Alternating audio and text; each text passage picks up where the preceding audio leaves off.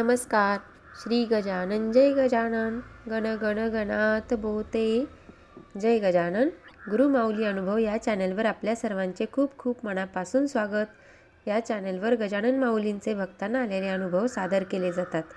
ते जर आपल्याला आवडत असतील तर कमेंटमध्ये आपला अभिप्राय कळवा. चॅनलवर नवीन असाल तर कृपया चॅनलला सबस्क्राईब करून शेजारी दिसत असलेल्या बेल आयकॉनवर क्लिक करा. म्हणजे अनुभवाचा पुढचा व्हिडिओ येईल तेव्हा त्याचं नोटिफिकेशन तुम्हाला सर्वात आधी मिळेल. तसेच तुम्हालाही असे काही अनुभव आले असतील तर तेही कमेंटमध्ये सविस्तर पाठवायला विसरू नका. म्हणजे त्याचा समावेश आपण पुढच्या व्हिडिओमध्ये करूयात. चला तर मग आजच्या अनुभवाला सुरुवात करूयात. नमस्कार. आज आपण अनुभव ऐकणार आहात पुणे येथील विपुलदादा मराठे यांचा. ते असं म्हणतात, मी पेशाने व्यावसायिक आहे. थोडक्यात उत्कर्ष नावाच्या कंपनीचा मालक. उत्कर्ष कंपनीमध्ये गुंतवणूक करण्याची इच्छा काल एका व्यावसायिकाने फोन करून व्यक्त केली. आज भेटायची वेळ आणि जागाही निश्चित झाली.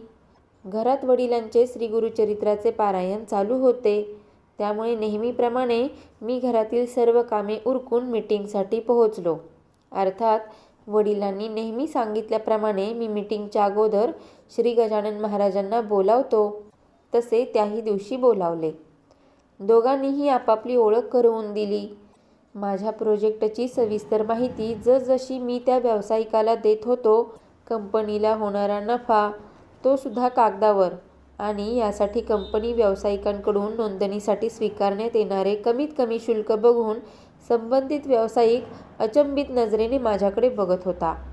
कंपनीची सर्व माहिती घेतल्यानंतर विषय गुंतवणुकीवर आला. संबंधित व्यावसायिकाला कंपनीचे प्रोजेक्ट पटले आणि आवडले सुद्धा होते. हे त्यांच्या बोलण्यावरून मला जाणवत होते. परंतु गुंतवणुकीवर मिळणारा परतावा त्या व्यावसायिकास नको होता. त्यांनी कंपनीमध्ये भागीदारीचे प्रपोजल माझ्यासमोर ठेवले. प्रोजेक्टसाठी येणारे सर्व भांडवल लावायची तयारीसुद्धा दर्शवली. पण उत्कर्ष कंपनी सद्यस्थितीत गुंतवणूकदारांना जास्तीत जास्त परतावा देऊन भविष्यात कंपनीच्या अथवा नवउद्योजकांच्या प्रोजेक्टसाठी भांडवल मिळण्यासाठी इन्व्हेस्टर तयार करण्यासाठी प्रयत्न करत आहे. त्यामुळे मी संबंधित व्यावसायिकाचे प्रपोजल नाकारले. एका चांगल्या स्वभावाच्या आणि व्यावसायिक दृष्टिकोन असलेल्या व्यक्तीशी ओळख झाली याचे मला समाधान लाभले. त्या दिवशी श्री गुरुचरित्राचे पारायण आणि रविवारची सुट्टी असल्यामुळे बहीण आणि भाची दर्शनासाठी घरी येणार होते. त्यामुळे जेवायला वेळेत पोहोचायचेही होते. गुंतवणूक न मिळाल्यामुळे थोड्या विचाराने ग्रासलेल्या अवस्थेत मी चौकातील टपरीवर सिगारेट ओढण्यासाठी थांबलो. मनात माझेच विचार चालू होते. तेवढ्यात समोर एक 40 ते 50 वयाची मध्यम बांधा असलेली सावळी व्यक्ती आली आणि तिने माझ्याकडे सिगारेट मागितली. मी टपरीधारकाकडे बोट दाखवून सांगण्याचा प्रयत्न केला की मालक ते आहेत, मी ग्राहक आहे. परंतु त्या व्यक्तीने मला नावाने बोलून म्हणाला, मला तुमच्याकडूनच पाहिजे आहे. सदर व्यक्ती मला नावाने ओळखते हे बघून मी थोडा बुचकळ्यात पडलो. पण टपरीधारकास त्या व्यक्तीला सिगारेट देण्यासाठी खूण केली. त्या व्यक्तीने सिगारेट घेतली पण न ओढता स्वतःच्या खिशात ठेवून माझ्याकडे आली. त्या व्यक्तीने मला वडिलांची तब्येत पाणी, भावा बहिणींची चौकशी केली. आईच्या निधनावर शोक व्यक्त केला.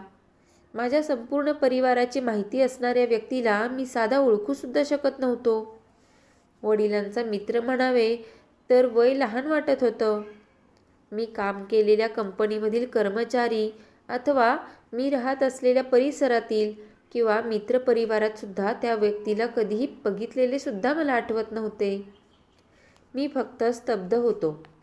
मग विषय आला उत्कर्ष कंपनीचा. कंपनीचे काम कसे चालू आहे, काही अडचण तर येत नाही ना, असे त्यांचे मला प्रश्न चालू झाले. मला काहीही कळत नव्हते. ओळख पटवून घेण्यासाठी मी कंपनीबद्दल बोलायला सुरुवात केली.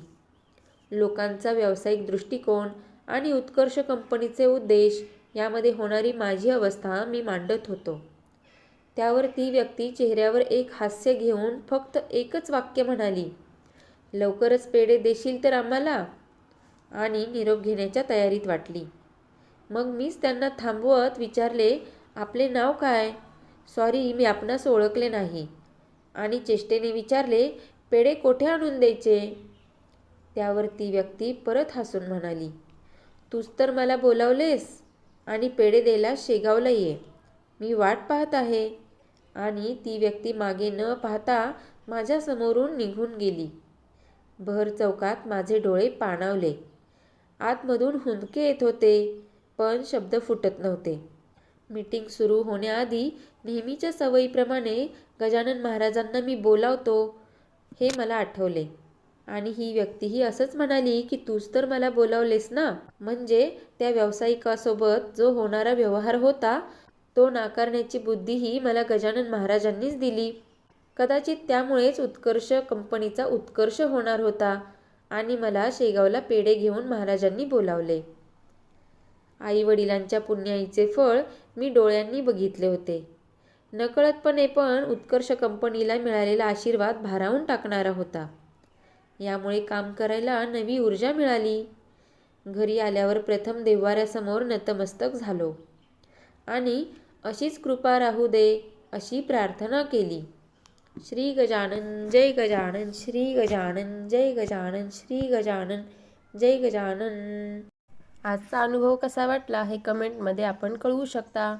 असेच आणखी अनुभव ऐकण्यासाठी डिस्क्रिप्शन बॉक्समध्ये व्हिडिओच्या लिंक दिलेल्या आहेत, त्याही चेक करा. तर भेटूयात पुढच्या व्हिडिओमध्ये नवीन अनुभवासहित. तोपर्यंत गण गण गणात बोते, गण गण गणात बोते, गण गण गणात बोते.